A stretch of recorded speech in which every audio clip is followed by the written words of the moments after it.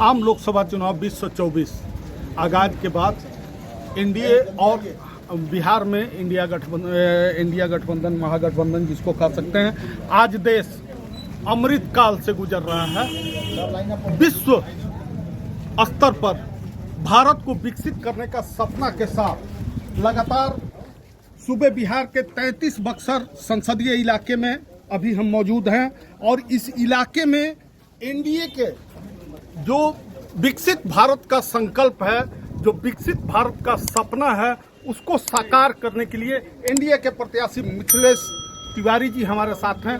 उनसे न्यूज़ 24 पर खास बातचीत करते हुए आज समझेंगे, देखेंगे कि अमृतकाल भारत का क्या कहेंगे। नमस्कार, बहुत धन्यवाद आपको। सचमुच अमृतकाल है और अमृतकाल में इस देश के लिए सबसे बड़े अमृत आदरणीय नरेंद्र मोदी जी, जो भारत को विकसित भारत बना रहे हैं। 2047 में एक ऐसा विकसित भारत आपके सामने होगा जिसकी नींव आदरणीय नरेंद्र मोदी जी ने 2014 में रखा है और लगातार भारत आज विश्व का नेतृत्व करते हुए दिख रहा है। G20 की अध्यक्षता अगर भारत ने किया और आदरणीय मोदी जी के रूप में, ये भारत के लिए सबसे बड़ी उपलब्धि है और आज भारत की बात सुनी जाती है। पहले भारत लोगों की बात सुनता था, ये बड़ा अंतर हुआ है। कश्मीर से कन्याकुमारी तक विकास का, विकसित भारत का सपना साकार करने के पायदान की तरफ बढ़ रहा है। संकल्प है संकल्प ही नहीं है, संकल्प सिद्धि तक पहुंच रहा है। और जैसे आप टनल बन रहे हैं देश में, आप पहाड़ों पर भी सड़कें बन रही है, गंगा पर 16, 18 ब्रिजेज बन रहे हैं, तो इंफ्रास्ट्रक्चर के मामले में जो मोदी जी ने कमाल किया है वो आज तक किसी सरकार ने नहीं किया है। और लालू यादव जी की पार्टी अपने परिवार का इंफ्रास्ट्रक्चर बढ़ाती है, मोदी जी देश का इंफ्रास्ट्रक्चर बढ़ाते हैं। ये लोग, सोनिया गांधी अपने बेटे के लिए जीती हैं, लालू जी अपने बेटे के लिए राजनीति करते हैं। यहाँ पर जो राजद के प्रत्याशी हैं, उनके पिताजी जो राष्ट्रीय जनता दल के अध्यक्ष हैं, वो भी अपने बेटे के लिए जीते। लेकिन नरेंद्र मोदी देश के लिए जीने वाले लोग हैं और मेरे जैसे पार्टी के 35 साल पुराने कार्यकर्ता को उन्होंने अवसर दिया है, तो इस गारंटी के साथ दिया है कि मोदी जी की जो गारंटी देश के लिए है, वो गारंटी बक्सर में कैसे लागू होगी, ये मेरा जिम्मा है।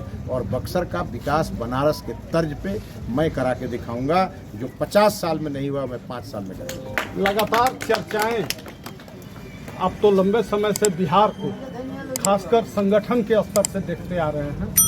लालू जी फिर मैदान में आ गए। ये बिहार के लिए बड़ा ही सुकून का समाचार है, क्योंकि जब लालू जी मैदान में आते हैं तो बिहार की जनता अलर्ट हो जाती है। क्योंकि 1990 से 2005 तक का जो लालू जी का राज है, वो सबके ध्यान में आ जाता है। और मैं तो प्रथम दिन से कह रहा हूँ, प्रधानमंत्री का उम्मीदवार कोई दूसरा नहीं है। लालू जी का भ्रष्टाचार, लालू जी का आतंकराज, लालू जी का क्षेत्रवाद, यही तो है।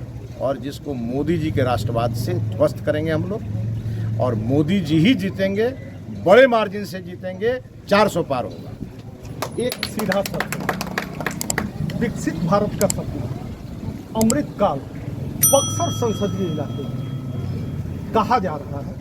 जो एक रिपोर्ट अभी सामने आया है, उस रिपोर्ट के मुताबिक सेंट्रल गवर्नमेंट की या भारत सरकार की 42% योजना अकेले इस संसदीय इलाके में साकार नजर आ रहा है। देखिए, कोई भी योजना को पूरा होने में समय लगता है। आप देखेंगे, एक समय था जब बक्सर अंधेरे में रहता था, लेकिन आज यहाँ पावर प्लांट बन रहा है। पावर प्लांट को बनने में जो दिक्कतें आई हैं, उन दिक्कतों के समाधान की ओर मैंने प्रयास शुरू किया है और आप देखेंगे 1 जून के बाद वो प्रयास और तेज। और मैं बक्सर की जनता को ये विश्वास दिलाता हूँ, किसी भी किसान को, किसी भी जनता को आंदोलन के लिए आगे नहीं आना पड़ेगा। उनके हर डिमांड को पूरा करने की जिम्मेदारी मेरी होगी। और कभी भी आप देखेंगे आने वाले दिनों में, कभी भी किसी किसान पर लाठीचार्ज होने की नौबत नहीं आएगी। इसकी पूरी गारंटी मैं दूंगा। एक और सीधा सा सवाल, लालू जी का राज था, गंगा नदी जल संसाधन विभाग बक्सर में गंगा कटाव को लेकर के लगातार विधानसभा में यह सवाल उठाया जाता है था कि गंगा कटाव नहीं रुक सकता है। दियारा इलाके में किसानों की बड़ी संख्या में जमीनें कट गई और खासकर उस काल में कटी जिसका कोई अब तक निदान नहीं हुआ। क्या गंगा पर कटाव रुकेगा? देखिए, गंगा मैया को तो हम लोग प्रणाम करने वाले लोग हैं, दिन रात पूजा करते हैं गंगा मैया की। और ये भी बात तय है कि गंगा मैया से कोई लड़ नहीं सकता। आप गंगा मैया को मना सकते हैं ज़रूर, और गंगा मैया भाजपा के ही मनाने से मानेंगी, क्योंकि भाजपा में गांव, गरीब, गंगा, गायत्री, गीता, ये 5 जो है ये हमारा मूल विषय है जिसको लेके हम लोग काम करते हैं। और आप आने वाले दिनों में देखेंगे बक्सर से कोइलवर तक जो तटबंध है, उस तटबंध को इस प्रकार से पुख्ता हम लोग करेंगे कि उसी से कटाव का परमानेंट निवारण होगा और उसी सड़क से बक्सर के हर गांव को जोड़ेंगे। विकास संकल्प जनता को क्या संदेश? देखिए, बक्सर की महान जनता से हम यही आग्रह करेंगे कि विकास का नाम है नरेंद्र मोदी और विनाश का नाम है लालू यादव। तो विकास और विनाश के बीच की लड़ाई है। बक्सर की जनता बहुत होशियार है और बक्सर की जनता विकास को ही चुनेगी, विनाश को रिजेक्ट करेगी। आगे अगर हम लोग बात करें तो लगातार कई तरह के आरोप प्रत्यारोप का भी दौर चल रहा है।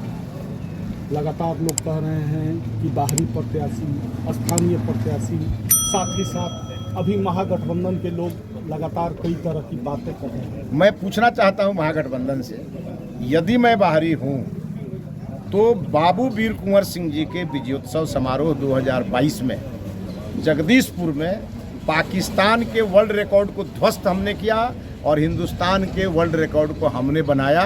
तो ये क्या कर रहे थे महागठबंधन के लोग उस समय तक?